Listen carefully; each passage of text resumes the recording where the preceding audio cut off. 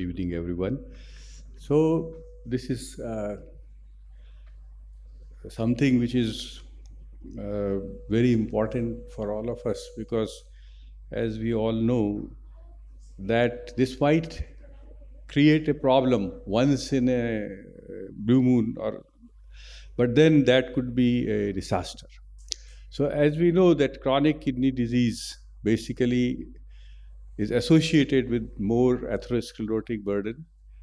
And longer the period of ESRD, more are the chances that the atherosclerotic changes would come. So, who are the candidates?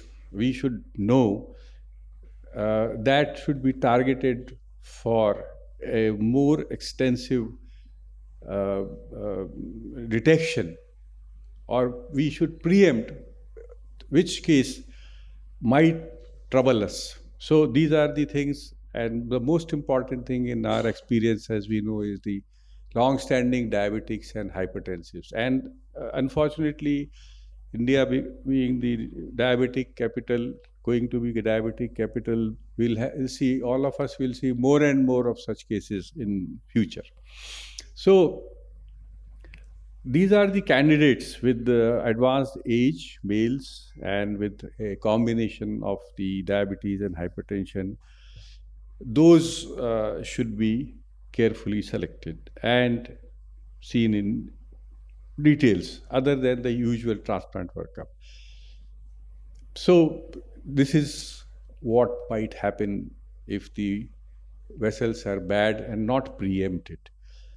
This is from literature, three cases where the authors felt that it was probably the dissection at the place where the bulldogs were applied in the external iliac artery. Other site could be the anastomotic site itself. This is another view from the literature. So many cases are not reported actually. Despite that, there are cases reported, and we need to be careful. Now, the next issue is that this how to tackle. So before that, I am just showing you a glimpse of literature, and then we'll go to this. Here, they had to place an endovascular stent at that time. Intraoperatively, the problem happened, and it had to be tackled.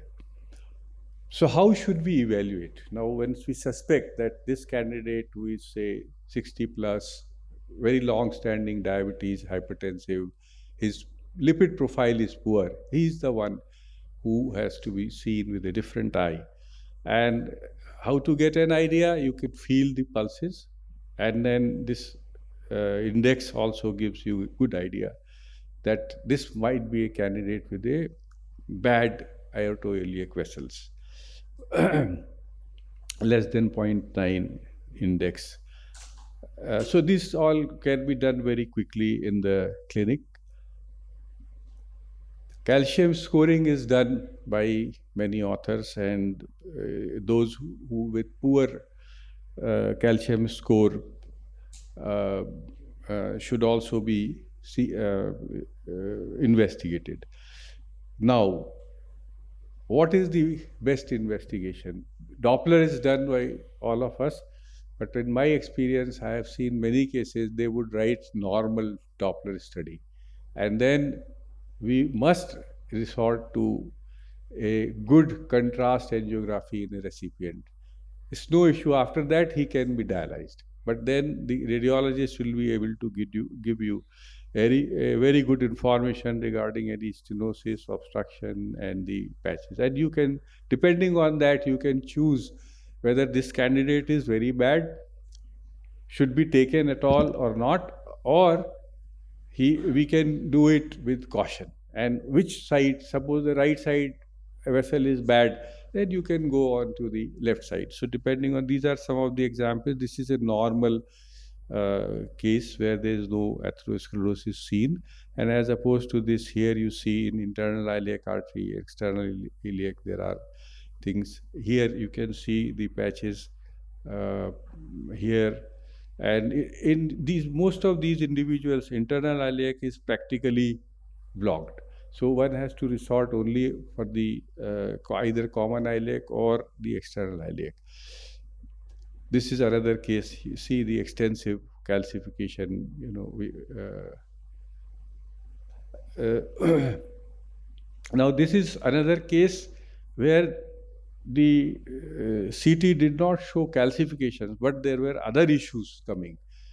The wall thickening, and as you can see, there aneurysms, collaterals forming around the vein. So very bad case. In fact, this case was opened elsewhere, and they anticipated, so they did not start the donor.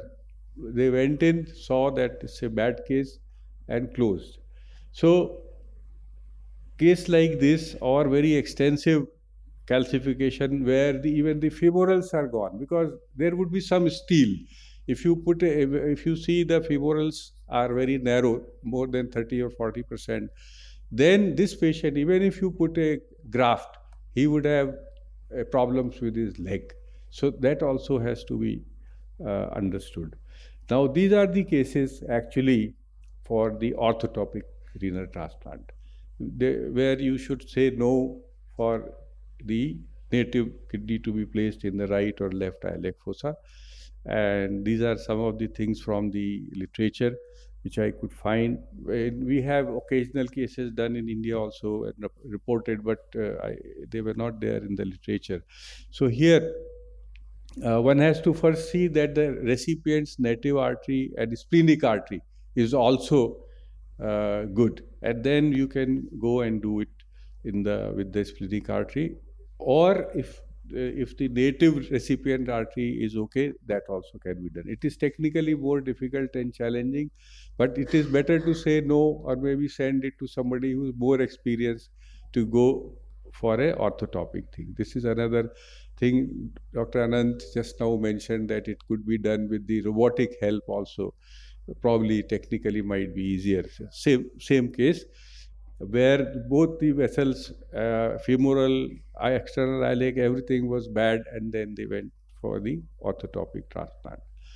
Now, coming to surgical challenges which you get, I at least 3 or 4 times I got calls from my trainees in the past who had been doing transplant here and there, that the external iliac artery, I have opened the clamp, external iliac artery is dissected, there is no output, kidney is flabby.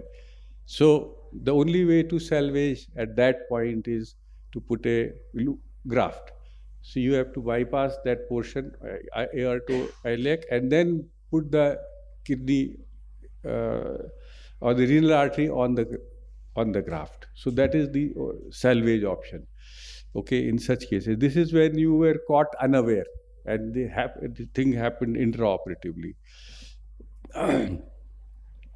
So another thing is, if you are caught unaware, probably now we have intraoperative Doppler, and you palpate the vessel, you are not able to find where to put, and then the Doppler can help. Intraoperative Doppler, not the preoperative. Preoperative is sensitivity, and this is very poor. So these are the things which can come to your help at that point.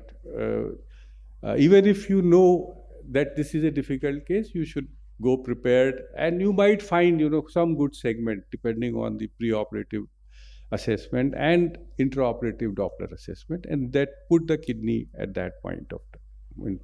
These are the other things in literature, that you could see the arterial blood pressure, velocity, and find a good place and put a renal artery at that spot. Now here you see, this is another technical issue, is complete ring all along the vessel.